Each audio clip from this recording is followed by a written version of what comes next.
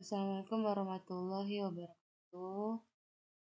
Saya Ifazira, NIM 19.18130. Di sini saya akan menjelaskan tentang laporan tugas akhir proyek APPL analisis perancangan perangkat lunak. Oke, untuk yang tugas pertama A dan B pendaftaran di WA Group APPL 2022 dan pendaftaran di gitlab.com. Untuk tugas kedua 2A dan 2B pendaftaran judul aplikasi proyek dan pembuatan proses bisnis sesuai studi kasus. Di sini saya membuat sistem aplikasi penjualan tiket konser yang dimana sistem itu terdapat fitur user dan admin, lalu dilengkapi keranjang pembelian tiket yang dibeli. Untuk perancangan diagram BPMN penjualan tiket konser, diagram BPMN proses bisnis yang saat ini dan yang diharapkan. Untuk diagram kali ini saya membuat perancangan yang dimana kita buat dengan Asta. Seperti ini untuk perancangannya. Lalu tugas ketiga pembuatan dokumen SRS tiket penjualan konser. SRS yaitu pengembangan dari sebuah software. SRS dapat membantu pihak ketiga memperkirakan biaya dan waktu pengerjaan. Untuk UI UX designer dari pihak ketiga juga mendapatkan gambaran tentang proyek secara utuh sehingga dapat menyesuaikan desain dengan use case yang tersedia dalam SRS. Software tester mendapat informasi untuk menyiapkan pengujian dan end user dapat memahami tentang gambaran umum software yang akan dikerjakan. Untuk penjelasan fungsional dan non-fungsionalnya, dalam aplikasi ini fungsionalnya yaitu pengguna dapat mencari di seluruh database.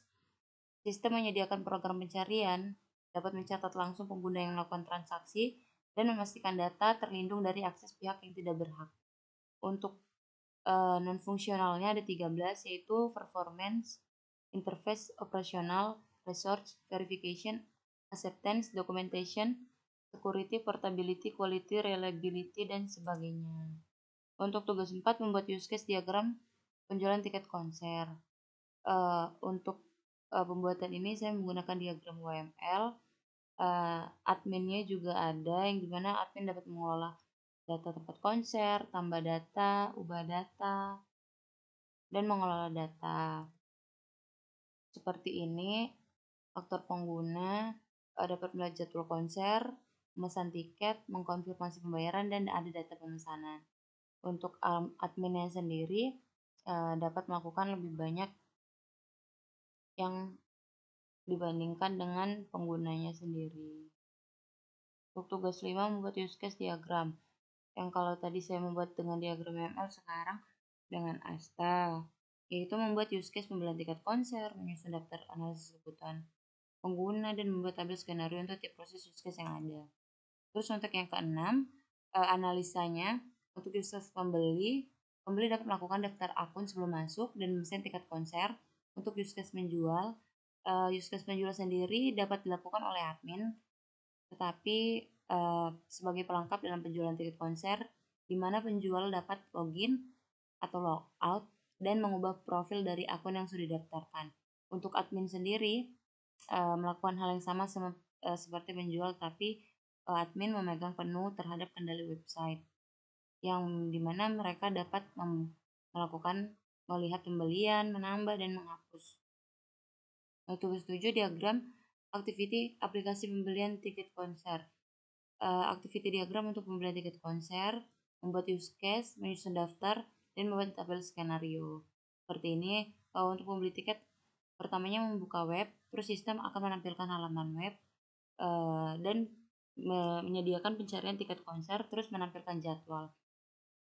Untuk admin sendiri, admin membuka menu tiket, sistem akan merequestnya, dan data admin akan mengeksekusi. Untuk tugas 8, rancangan user interface aplikasi pembelian tiket konser. Untuk desain UI, saya menampilkan bagian home dan masuk, seperti di bawah ini. Ini juga saya membuat melalui Figma. Untuk tugas 9, diagram kelas aplikasi pembelian tiket. Di sini saya menggunakan aplikasi Asta untuk merancang kelas. Terdapat atribut transaksi, pembeli, tiket, manajemen, admin, operator, konser, dan jadwal. Seperti pada bawah ini. Terus untuk tugas 10, relasi antar kelas aplikasi pembelian tiket konser. Relasinya terdapat beberapa jenis yaitu asosiasi, agregasi, dan komposisi. Seperti ini di bawah ini. Untuk tugas 11, sequence diagram. Membuat sequence diagram menggambarkan interaksi antar objek di dalam dan di sekitar sistem yang berupa message yang digambarkan dan terdiri dari dimensi vertikal dan horizontal. Pada bagian ini terdapat sequence diagram untuk tampilan awal yang terdiri dari admin dan juga tampilan awal. Admin dapat memilih tampilan menu, form tampilan awal yang akan muncul, terus menampilkan tampilan awal, lalu memilih menu yang dimana kita bisa menambah, edit, atau hapus. Untuk bagian admin. Tugas 12 menghitung biaya dan estimasi. Di sini menghitung UCP. Untuk itu kita sebenarnya harus melihat dulu berapa aktor pada UCP tersebut. Misal seperti ini ada admin, pembeli, dan penjual. Terus ada use case technical dan environmental. Terus nanti ada final calculation yang dimana itu perhitungan terakhir dari aktor, use case, dan lainnya. Oke, untuk tugas 13 menghitung kualitas rancangan berdasarkan usability, testing achievement, aplikasi pembelian tiket konser. Untuk teknik usability sendiri terdapat beberapa metode yaitu moderate dan unmoderate. Terus ada remote dan in-person testing. Terus lalu ada explorative test, assessment research, dan comparative research. Untuk melakukan usability testing terdapat beberapa tahap, yaitu menentukan apa yang akan dites, mempersiapkan prototype, mempersiapkan skenario, mencari siapa tester, mempersiapkan tempat melakukan testing, mempersiapkan perekam, membuat success metric, menyiapkan hadiah untuk tester, menyiapkan skenario, dan mempersilahkan tester mencoba prototype, lalu menganalisa hasil pengujian dan iterasi. Di sini untuk aspek usability-nya ada beberapa aspek, yaitu ada visibility of system, match between system and the real world, user control and freedom, dan sebagainya. Untuk aspeknya ini ada 10. Kita misalnya menggunakan 6 yang berarti 10 kali 6 sama dengan 60, lalu dapat data penelitian yaitu 60 responden. Lalu untuk bagian ini kita menghitungnya melalui berapa responden melalui form. Terus untuk tahap pengolahan data didapatkan rata-rata nilai security rating tiap aspek diurutkan berdasarkan prioritas.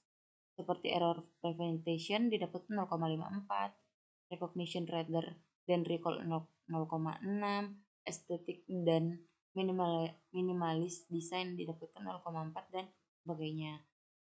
Oke, mungkin itu saja yang dapat saya sampaikan. Kurang lebihnya saya mohon maaf. Saya sudahi. Wassalamualaikum warahmatullahi wabarakatuh.